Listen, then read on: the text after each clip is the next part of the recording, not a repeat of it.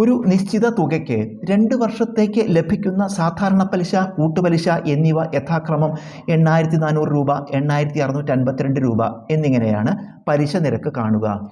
ഇവിടെ 2 വർഷം എന്ന് പറഞ്ഞിട്ട് 2 വർഷത്തേക്ക് നമുക്ക് സാധാരണ പലിശ തന്നിട്ട് കൂട്ടുപലിശയും തന്നിട്ടുണ്ട്. 2 വർഷത്തേക്ക് ഈ സാധാരണ പലിശയും കൂട്ടുപലിശയും തമ്മിലുള്ള വ്യത്യാസം കാണുക. 2 വർഷത്തേക്ക് സാധാരണ പലിശയും കൂട്ടുപലിശയും തമ്മിലുള്ള വ്യത്യാസത്തിന് നമ്മൾ ഡിഫറൻസ് ഡി എന്ന അക്ഷരം എടുക്കുക.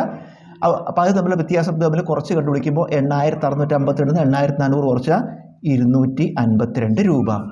ഇനി ഈ ഡി കാണാനൊരു സൂത്രവാക്യമുണ്ട്. അതായത് 2 വർഷത്തേക്ക് സാധാരണ പലിശയും കൂട്ടുപലിശയും തമ്മിലുള്ള വ്യത്യാസമാണ്. അത് കാണാനൊരു സൂത്രവാക്യമുണ്ട്.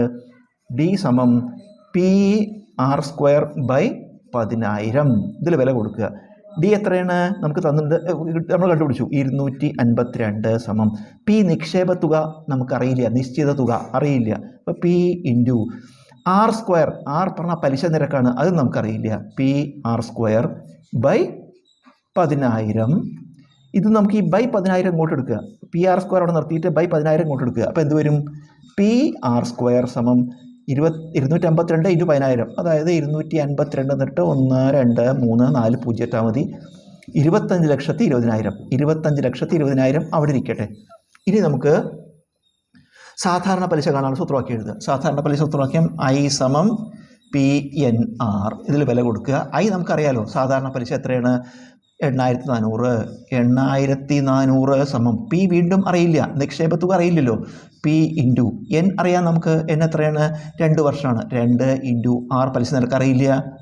അപ്പോൾ R/100 എന്നിടുക. നമുക്ക് ഈ 2ഉം 100ഉം മേടിച്ചെടുക്കുമ്പോൾ ഇവിടെ 50 എന്ന് വരും. എന്നിട്ട് ഈ /50 ഇങ്ങോട്ട് എടുക്കുക. /50 ഇങ്ങോട്ട് എടുക്കുക. അപ്പോൾ 8400 × 50. 8400 × 50 ഗുണിക്കുക. I 4 20, ശിഷ്ടം 2, I 8 42, 42. നമ്മൾ 5നെ 84 കൊണ്ട് ഗുണിച്ചു. 5നെ 84 കൊണ്ട് ഗുണിച്ചു 420. ഇനി 2 0 ഇവിടെ ഒരു 0. 1 2 3 0 സമം ഇപ്പുറത്ത് എന്താ? PR. നമുക്ക് ഈ PR² എന്തെഴുതാം?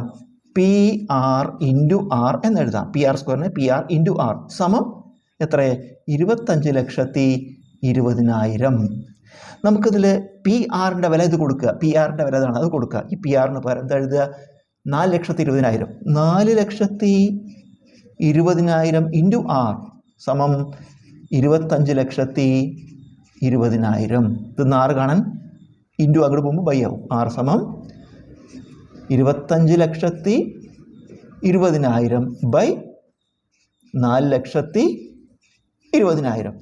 നമുക്കിതിൽ ഈ 4 0 വെട്ടിപ്പോയാൽ ബാക്കി ഹരിക്കുമ്പോൾ കൃത്യം 6 തവണ പോവും.